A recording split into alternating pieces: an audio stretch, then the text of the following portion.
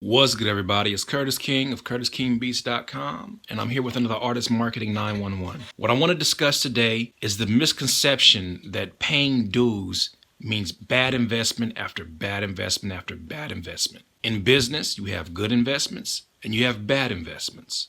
You learn from your bad investments and you don't make those decisions again. And if you do, you get bit again, and every time it's money out of your pocket. As an independent artist, your product is your music and your merchandise. As an artist, you are the business. Your place of business is your home studio. Your place of business is the studio you record at. And therefore, anytime that you are not producing product or improving your product, or you're going away from those locations, it's actually costing you. Shows are a necessity. When are shows a necessity? When you have merchandise to sell, when you need to grow your audience. But there's a common misconception when it comes to shows that you're just out here paying dues no matter who's in the crowd, and this is not true. Let me give you a scenario. It's 2 o'clock in the middle of the day and I receive a phone call. I'm working on beats because the beats are my product, and as a producer, I am a business. I get a phone call. Hello? Hey, what's going on with you, Curtis? Man, this is a promoter from so-and-so and so-and-so. Yeah, I want to see if you can do me a huge favor.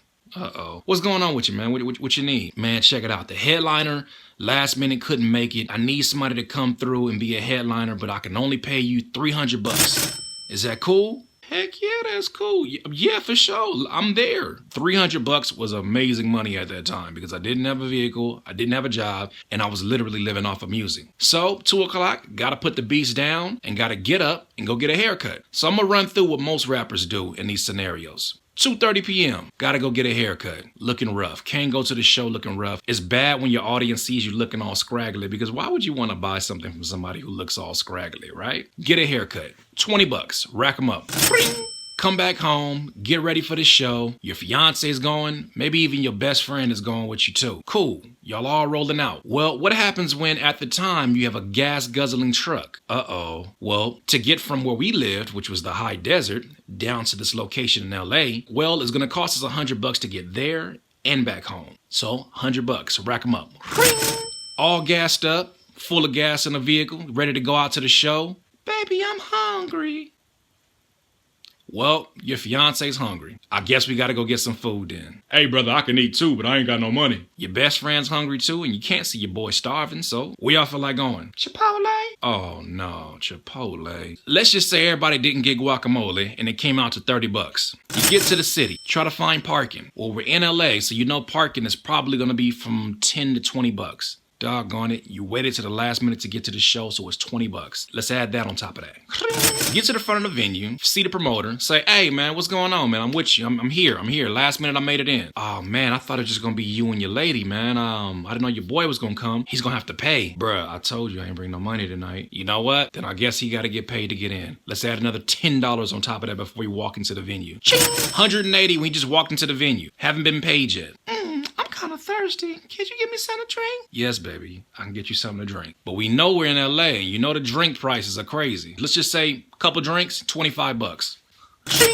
Well, you're the headliner that night, so that means you're probably going to have a beautiful long night of watching openers and up-and-coming artists that getting them rocks off. 6 hours on average. 6 hours that probably would have been dedicated at home to either making more songs, making more beats, making actual product that gets you paid in the long run. But we're not even going to talk about that. Let's just say that that's paying dues. 6 hours later, you go on at 2 a.m. So what does that mean? That means the crowd is pretty much left by then. And mind you, it wasn't a big crowd because the headliner they originally came to see is not even there that night. So if there's no crowd there, that means that you're going to be lacking in merchandise. So you're really relying on that money at the end of the night from the promoter. Let's just say that's paying dues too. Right before you go on stage, which actually happened to me, you get a request in an email that says, man, I got $100 right now, but I gotta get that beat right now. Guess what? You're nowhere near a laptop. You're at a show in LA now. So you just missed out on $100.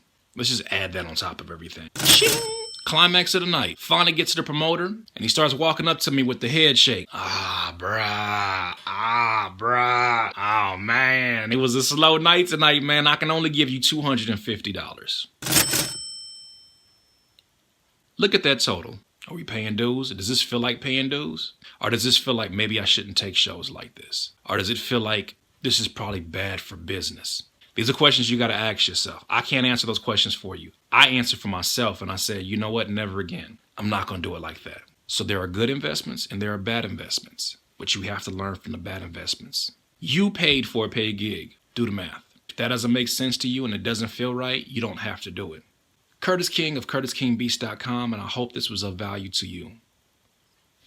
Peace.